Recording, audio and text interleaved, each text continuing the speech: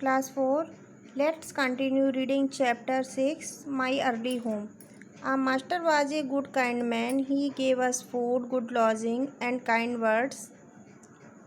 He spoke as kindly to us as he did to his little children.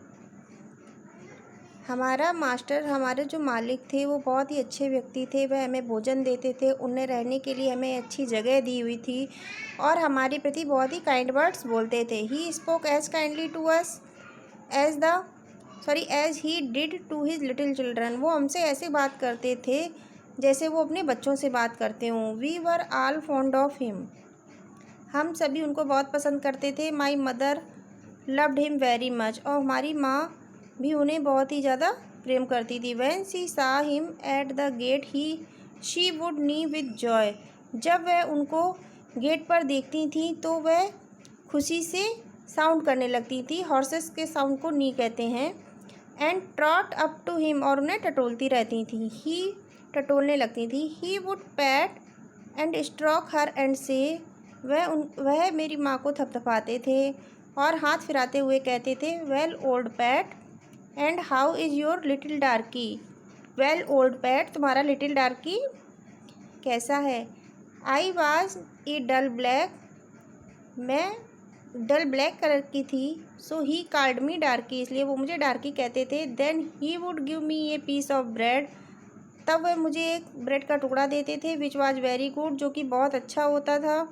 And sometimes he brought a carrot for my mother, कभी कभी मेरी माँ के लिए carrot लाते थे। All the horses would come to him, सभी horses उनके पास आते थे। But I think we were his favourites, लेकिन मैं ये सोचती हूँ कि हम उनके ज़्यादा फेवरेट थे। My mother always took him to the town on a market day in a light gig. मेरी माँ उन्हें टाउन ले जाती थी, कस्बे में ले जाती थी एक हल्की टमटम पर। There was a ploughboy Dick who sometimes came into a field to pluck blackberries. वहाँ पर एक खेत जोतने वाला लड़का था जिसका नाम डिक था। वो कभी कभी हमारे खेत ब्लैकबेरीज फ्रॉम द हेज, खेत में जो झाड़ियाँ लगी थी वहाँ से ब्लैकबेरीज तोड़ने के लिए आता था। When he had eaten all he wanted, he would have what he called fun with colts, throwing stones and sticks at them to make them gallop.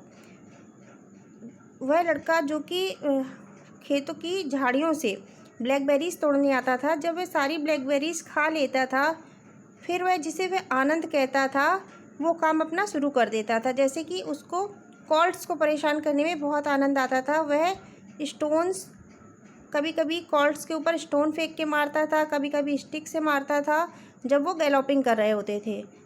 We did not much mind him for we could gallop off. हमने उस पर ज़्यादा ध्यान नहीं दिया कि हम अपना गैलोपिंग, अपनी राउंडिंग बंद कर दें। But sometimes a stone would hit and hurt us, लेकिन कभी कभी स्टोन हमें हिट कर देता था। वह जो स्टोन हमें मारता था उससे हमें चोट लग जाती थी। One day he was at this game, एक दिन वह यही खेल रहा था। And he did not know that master was in the next field, और वह यह नहीं जानता था कि जो मालिक हैं वो अगले ही फील्ड में हैं। But he was there watching what was going on, लेकिन वो वहाँ थे और वहाँ से देख रहे थे क्या चल रहा था। Over the hedge he jumped in A snap and catching Dick by the arm. झाड़ियों के पीछे से उन्होंने डिक को झपटकर हाथों हाथ पकड़ लिया, रंगे हाथों पकड़ लिया। He gave him such a box on the ear as made him roar with the pain and surprise. उन्होंने डिक के ईयर पर बॉक्स से प्रहार किया जिससे कि वह दर्द से दहाड़ने लगा और आश्चर्यचकित हो गया। As soon as we saw the master we trotted up nearer to see what went on. तब से मैं ये देखती थी कि जो मास्टर हैं वो हमारे ऊपर नज़र रखते हैं और ये टटोलते रहते हैं कि आसपास क्या हो रहा है। Bad boy, he said bad boy to chase the colt, this is not the first time nor the second but it shall be the last. Master ने कहा, बैड बॉय